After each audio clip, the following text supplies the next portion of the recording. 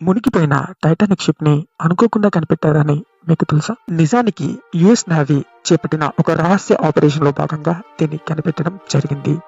1911 సంవత్సరంలో టైటానిక్ ని నిర్మించినప్పుడు టైటానిక్ అనేది మునిగిపోవడానికి ఆస్కారం లేనిదిగా, అత్యంత విలాసవంతమైనదిగా, విశాలమైనదిగా పేరుగాంచింది. కానీ అనుకోకుండా ఒకరోజు టైటానిక్ ఒక మంచు కొండని ఢీకొని మునిగిపోవడం జరిగింది. అయితే కోల్డ్ వార్ సమయంలో అమెరికాకు చెందిన 2 న్యూక్లియర్ సబ్మెరైన్స్ అనేవి కనిపించకుండా పోయాయి.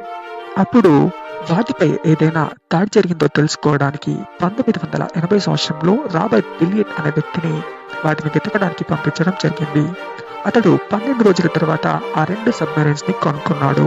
దాని తర్వాత ఆ సబ్మెరైన్స్ ని కనిపెట్టిన ప్రదేశానికి దగ్గరలోనే టైటానిక్ ని కనుక్కోవడం అనేది జరిగింది. ఇది పూర్తిగా ప్రజల దృష్టి మరల్చడానికి చేసినటువంటి